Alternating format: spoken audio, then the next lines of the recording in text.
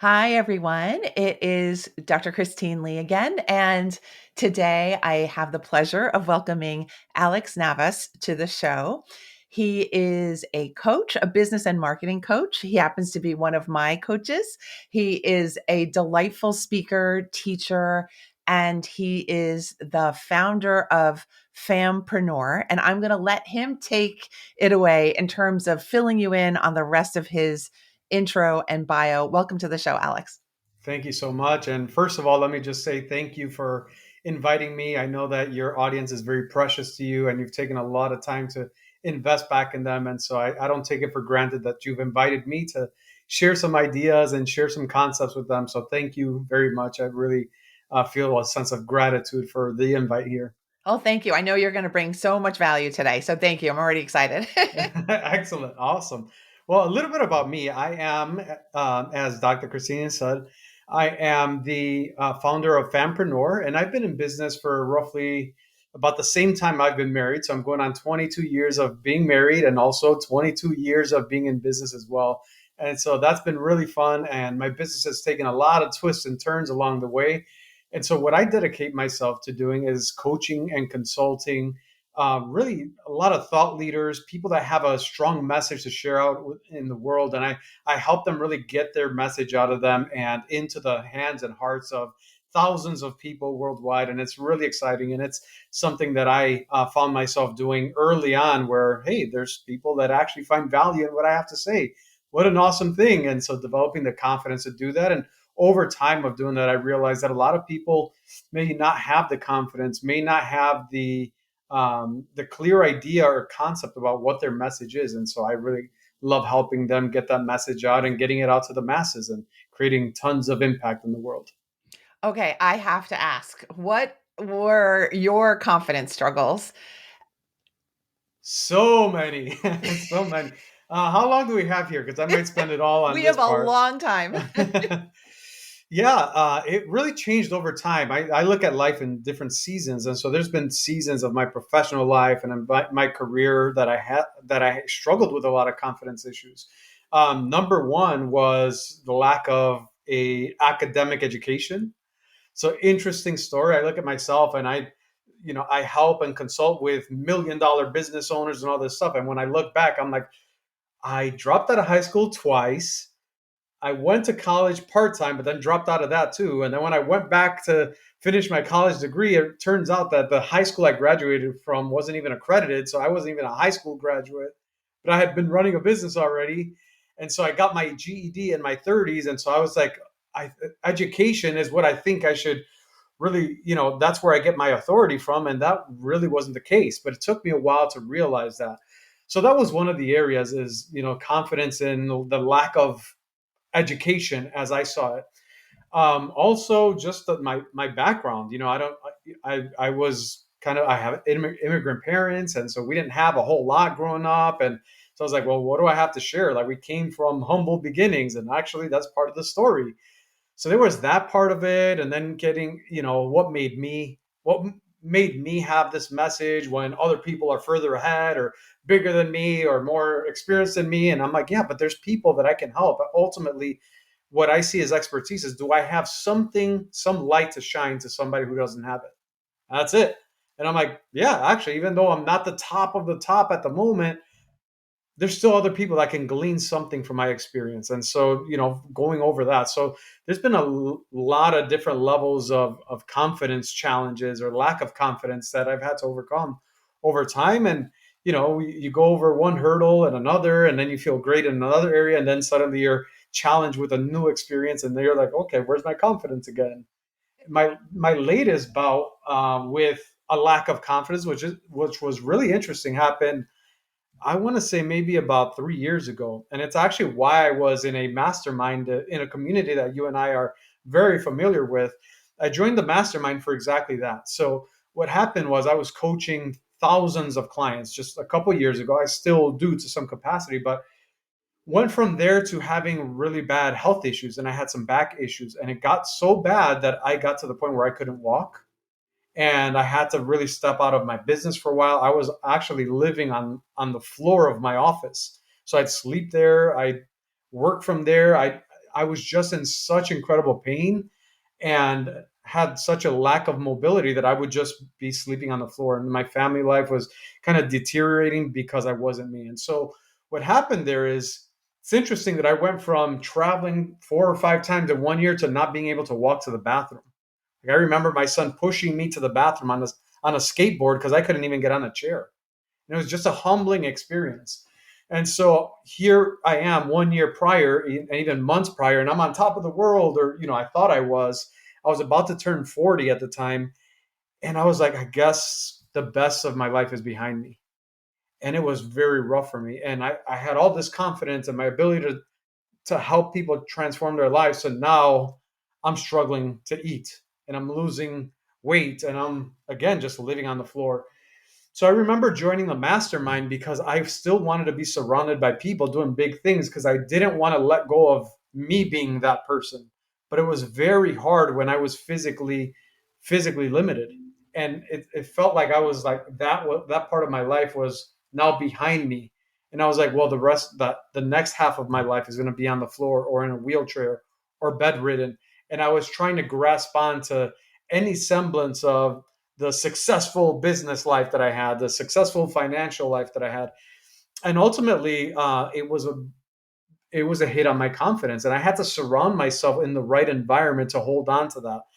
And so that's one of the lessons that I've learned over and over again is the environment we place ourselves in is really an elevator for us to hold on to the higher values that we have when we don't feel it ourselves. And that was the truth for me at this time.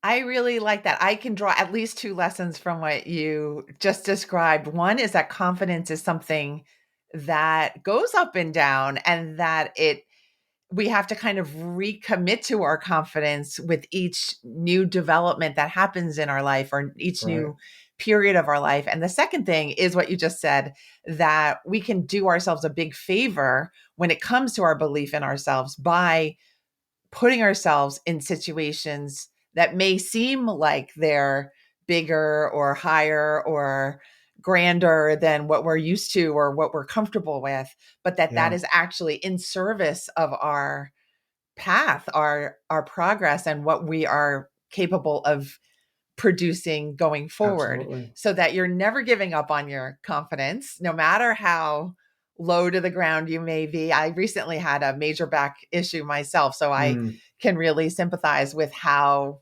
horrible that situation yeah. is. Could I ask now?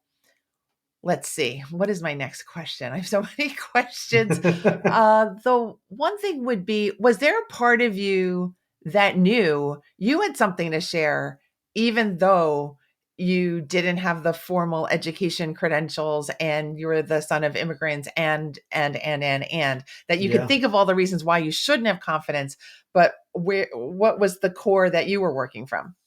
Yeah. I saw myself ever since I was a kid. I always saw myself as somebody that would hear people out. So I would actively listen. I was a very curious child, and I'm still that curious child, just much older now. But I'm very curious, and so I'm always curious to understand people, to really listen to them. And so I realized, looking back in my life, ever since I was young, people would trust me and ask me for my advice. I was like, what is it? Like, I don't really have a whole lot of qualifications for this. But I think part of it is just the ability and the interest of creating space for people to share with you. And it was always for me, it was a non-judgment zone. I wouldn't criticize, I'd accept them as they are. I wouldn't expect them to be anybody else. They would just come to me as they are. And okay, great. Whether we agree or not doesn't matter. Like, that's not even in this conversation.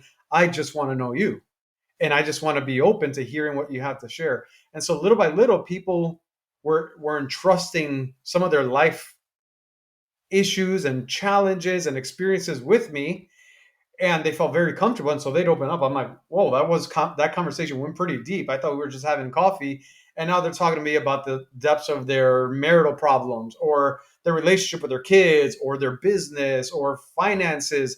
And I just allowed them to be open and candid in a judgment free zone. As a matter of fact, even now, my son just turned 21, and so here at home, we have dinner most nights, and at our dinner table, there's a rule, whether it's just the three of my wife, my son, and I, or if we have company or guests or whatever the case is, friends over, family, our table has always been a judgment free zone.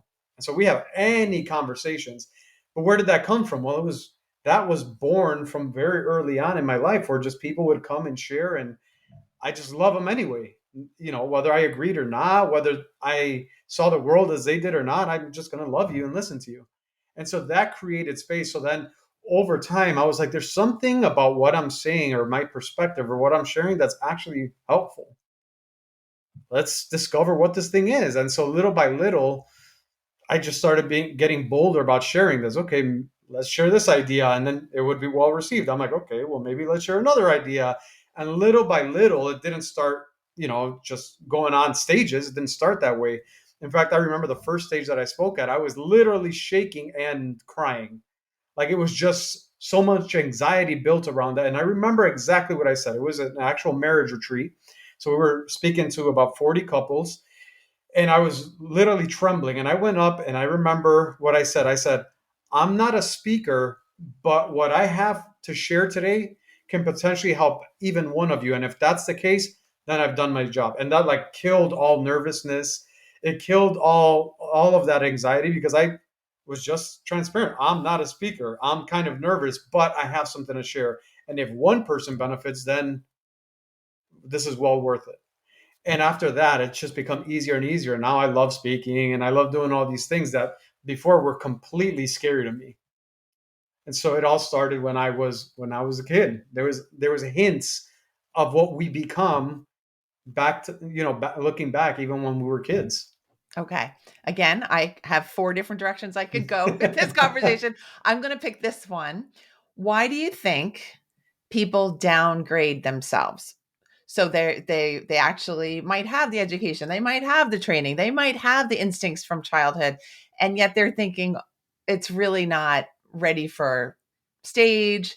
I'm not ready to publish. I'm not Mm, ready to present. I'm not ready to really nail my ideas down so that people can actually use them and benefit from them. yeah, I'm sure you've seen this amongst your clients absolutely. often, and I'm wondering what your theories are or what you've seen. Yeah. I've seen a couple things that are common. Number one is comparison. We compare ourselves to others doing what we want to do and think to ourselves, well, we're not that person. So what gives me the right to do it? And I'm like, yeah, well, it's a great thing you're not that person because that person's already taken. But there's no other you here. So to me, I have, one of the things that I love and I've developed over time is the ability to change perspectives pretty quickly. And it's because I had a lot of negative ways of looking at life early on based on just a lot of baggage from when I was a kid. And so I had to develop this. And so I can look at a situation where, like, yeah, I compare myself. So I'm not that person. That person started 10 years ago, 5 years ago. They're way further along than me. They have more degrees than I do. They have the certification comparison. And what I look at is like, if you're going to compare, choose what you compare to. We're going to compare anyway. It's human nature. We're going to do that, but we get to decide what we compare to. So I'd compare myself to me a year ago, me 5 years ago, me 10 years ago. I am not that person anymore. And I've grown so much. Wow, this has value to add to people. So if I'm going to compare, I get to choose what I compare to. And so a lot of us don't even know that that's a thing. We're just kind of operating this default mode that comparing. We're looking out there versus in here. So that's a big one that I see is comparison. Secondly is expectations. A lot of it is expectations that other people have placed on you. Like for example, a lot of people when they were younger, their parents used to tell them, "No, we don't it's rude to speak to adults. It's rude to answer back. It's rude to blank." So guess what? We shut down.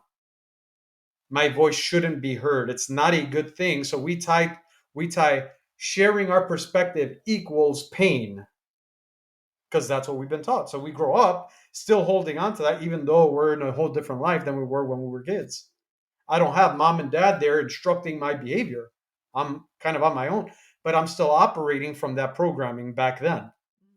And so for many of us as well is, we were told to, always speak a certain way. Or when we were in school, hey, you raise your hand and wait your turn. So when you have something to add, they didn't call on me, so I guess I'll just keep it to myself.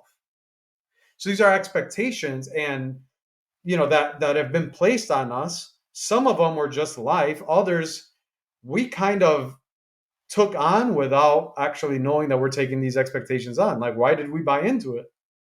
But we've it comes from our parents, it comes from teachers, it comes from employers, like early on. It might even come from ourselves because we read something. I remember in this one area of my life, my spiritual life, I used to judge myself because it didn't look a certain way like I would see others do it. And then my way was never good enough. But why? It was because I put the expectation that that way should be my way, and it never was. Because there was a more natural way for me, and I never gave space to that. Because for me, I set the expectation that it must look this way, but I can never live up to that way because that wasn't natural for me. So then it's this expectation that I can say, you know what? This expectation doesn't serve me. Actually, why don't I renew that to something that is actually something that serves me now? And so that's where expectations play in. That is beautiful. As you're speaking this entire time, I'm thinking that it's so much easier to function without these things like internalized expectations, where there's that friction or that feeling of awkwardness, or that time in school when you had something to say and you didn't raise your hand. I think that was me a lot of the times. Mm-hmm. I didn't even get to the point where my hand was raised. So that really that is a good model for how to get your voice to really be strong, how to develop confidence, is to see where are the points of friction in your day, when you're Yeah, speaking to someone, when you're called to speak on a stage. What is going on? And can you disentangle all the old pieces out of what is really you and your message? Can you just make it about you and your message so that the whole yeah. thing is a whole lot easier? I know it's a big it's a big ball of entanglements, but thank you for sharing these pieces of why Sure. we tend to hold ourselves back unnecessarily. Yeah. And I would say the last point here, although there's probably other things that keep us from sharing our voice, but I think the last point here is not not giving us space for truth. So I was on a coaching call just the other day. You joined us on that call, and I remember one of the interactions was about, this is kind of to summarize it. It was, I'm reluctant to ask for a sale. In other words, to ask for money. And so that feels true because she was operating from that place. But like the question is, what's the truth about this? Is it true that it's bad to ask for money? Well, we don't ask ourselves that. We don't reflect on how we think or how we feel. We just kind of take it for granted. And I guess it is what it is.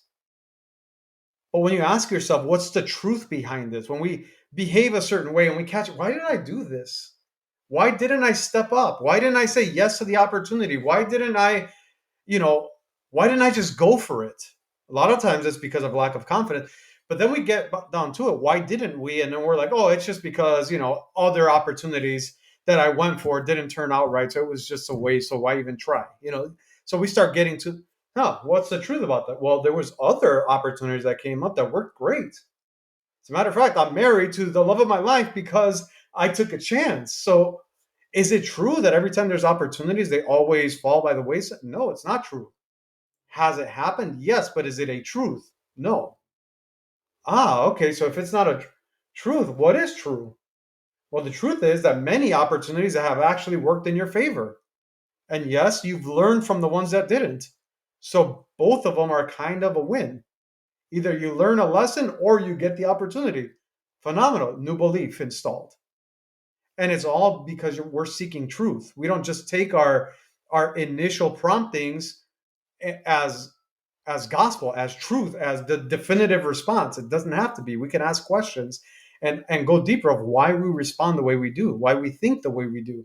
And one of the questions that I use often for myself is, wait, what's the truth about that? You're feeling angry right now. What is that anger? What's causing the anger? Well, I didn't get my way, let's just say.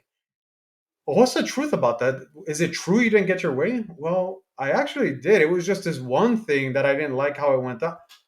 Oh, could you have handled it differently? Yeah. And would you have gotten your way if you did? Yes, I would. Oh, so it's not that you never get your way. It's just that in this occasion, you didn't share with the other person how much the decision made for you. Ah, okay, I can deal with that. It's no longer a limiting belief for me because I questioned it. I always say, if you're going to doubt things anyway, why don't you doubt your doubts? You're going to doubt it anyway, like, so some of us are trying to not do human things. Like, as humans, we're going to doubt. As humans, we're going to compare. All I'm suggesting is, why don't we choose how we do these natural human tendencies? Because we have a choice. So if we do it in an empowered way, continue doubting, just doubt the right things, which are your doubts. What if it doesn't happen? Okay, and what if it doesn't happen? Well, it's not that bad. Oh, okay, well then it doesn't matter if it doesn't happen. You just doubted your doubt. So that's a big one for me, is just go ask yourself questions that get you to the truth. And that helps us build our confidence, because then we're getting down to the bottom of things instead of just taking them at face value and constructing a life around that. Beautiful. All right. I think that's a natural segue into the story of Fampreneur. If you wouldn't Mm, mind giving us the backstory of Fampreneur yeah, and explaining really what you're doing inside the model of your business. sure. Fampreneur is, I would say, the my life's work. I would say it's the thing that I absolutely love. So as I shared with you, I've been married going on 20 years. I've also been in business going on 22. I'm sorry, 22 years. And so I remember getting married, and what I wanted to do early on in our marriage is what most of us hope to do. Most of us that are in a career, most of us that are in business, we want to give our family everything we never had. And so we struggled and we didn't have grocery money. Well, I never want my family to experience that, so I'm going to do better. Well, we were never able to take trips. Well, I'm going to do better. Well, we were never able to own a home. Okay, well, I'm going to do better. So we always want to do better. So that was my intention too. And it just so happens that I got in business. And so I was like, okay, in this business, my goal is to give them everything I never had. And so I did that. But I realized that I was working from 7 a.m. to about 11 p.m. every single night running the business. And I remember early on in my son's life, he was in the bassinet in our physical office. So we had our physical office, clients would come, and my wife would be working with me, and she would like quiet him down in the little kitchen area, because he was in the bassinet, and he practically was raised his first almost year and a half, 2 years in our office. So we had the stuff and we had the money and we had the car and we had the things, but I was like, I don't have a relationship with my wife or my son. They have the stuff. But I didn't really realize that. I know something was off. I just couldn't pinpoint it. And so probably about 4 years into my son's life, so this might have been 2005 or so, I remember being at a bookstore with him back when bookstores were still a major thing, before Amazon kind of took over. So we were at a bookstore and I was reading to my son, and just this truth hit me. And it was, you're giving your family everything you never had except for you. And when that message hit me, it really shook me, because then I look back and why did I have this goal of giving my family everything I never had? Is because I saw my dad. My dad was an entrepreneur, and yes, we weren't very well off, but we were okay. We were, fairly comfortable. But I didn't want the stuff that my dad gave me. I wanted more time with him, and I felt I didn't have that, and I didn't want to repeat that for now my family. But that was actually happening. So when that happened, I was like, oh, this requires big shifts, because I ended up doing the thing that I didn't want to do. So little by little, I started changing the way that I do business. And what I realized is, you can have a successful business and a thriving family life. It takes time, it takes effort, it takes maybe shifting the way you do things. And as a result of that, I look at my marriage, and we have an amazing marriage. It's awesome. Like, people look at my wife and I, they're like, "Are you guys newlyweds?" Because we're just like completely in love with each other, like that youthful love. Like, that's what we have now, and it's almost 22 years. I look at my two children. I have a daughter and my son. My daughter's in Georgia. She's married and she has two kids. So I'm also a grandfather. And I look at the quality of relationships that I have with my son, with my daughter, with my grandkids, with my wife, and the people that I do what I do to provide for. And I'm like, if I had continued going down the path I went through, yes, we would have had bigger things in business. And yes, we would have had all that stuff, but I might have lost my family.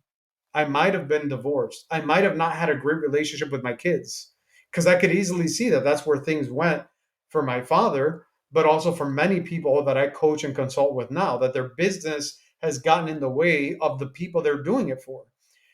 So that's where Fampreneur was born, is realizing, wait, I've taken this for granted. Yes, I've been able to figure this thing out for me and my home and my business, but I see coaching clients that I've been helping with their business and their marketing and their sales, and I see what their home life looks like, and they say they're doing it for these people they love, and yet it's kind of like a someday I'll get around to spending more time. Someday I'll spend time with the kids at the game. Some days I'll go on a date with my spouse.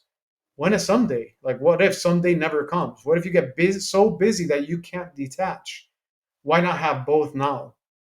And so that's really where Fampreneur took shape. Is I want to help people, and I do help people build a thriving, successful business without sacrificing their family life. Because for most of the people that I serve, that's who they're doing it for to begin with.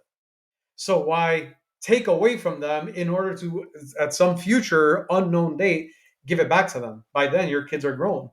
By then, they might be out of the house. By then, they have lives of their own and friends of their own, and they don't perhaps want to spend time with you because they've lost that connection.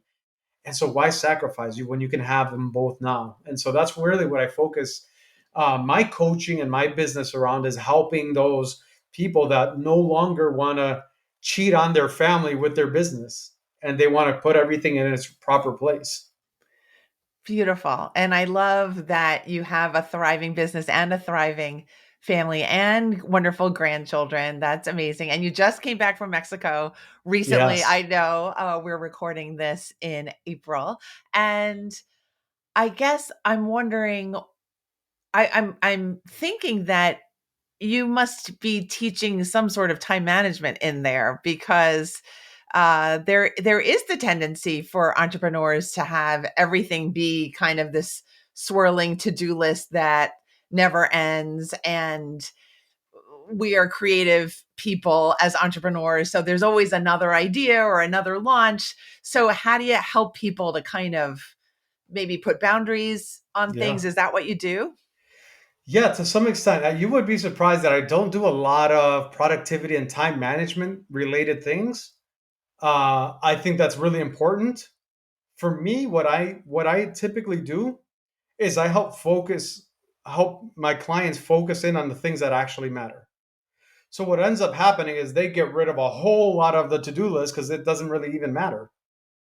So, for example, if your audience is on YouTube, let's say, and that's for the most people, then why are you on TikTok, and why are you on Instagram, and why are you on Facebook and LinkedIn and Twitter? Like, you create a lot of complexity when it doesn't have to be that way.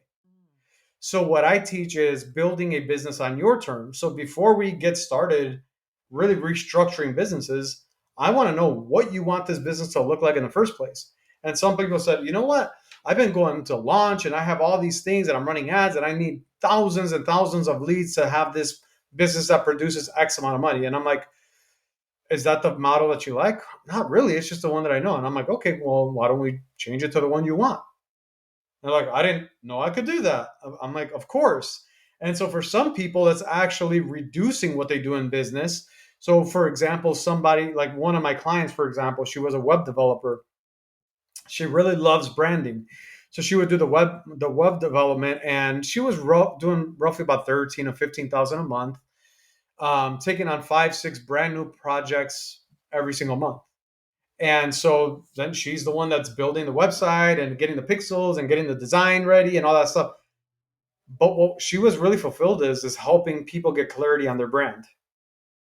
So I'm like, then why are you behind the computer, doing the stuff when what makes you come alive is actually interacting with people? She's like, I don't know. It's just a skill set. And I thought this is the easiest path to get what I want. I'm like, well, what do you want? She's like, well, if I can do $25,000 a month and I don't have to spend 65 hours building or 65 hours a week building things, I would absolutely love it. Okay, great. Well, why don't we structure that? So then we shifted her model, and now she charges $8,000 for some branding consulting. She takes on 3 clients a month. That's her 24,000, and it's taking her 15 hours to deliver on a weekly basis from 65. Did that take a awesome, project management software or time management? No, we actually just got clear on what she wants. For Fascinating. others, they're marketing every single day of their lives, and they're like, well, the launch model is best for you because then you have a 2-3 month buffer where you don't have to give in so much, but you're reusing assets every couple months. And for them, the launch model is what they want. So for me, why don't we get clear of what you want and then build that instead of adding complexity? This is where a lot of comparison comes in. Well, they're doing this. I think I should do that too. Is that what you want? No, then let's not do it. Okay. So it's a Uh, lot of clarity. okay, beautiful. I love that. I love the idea of going from 60 hours to 15 of work and Yeah. having more gratification in the process. That sounds like a really good formula that you're teaching people. And I love the energy that you have, Alex. Thank you so much for Absolutely. sharing your story, your history, your confidence journey, and your expertise today. Thank you this so was a much. big lesson, and your energy is through the roof. I love it. Um, Thank you. you're welcome. Could you share with us how our listeners can stay in touch with you, be in touch with you, and Sure. potentially work with you as well?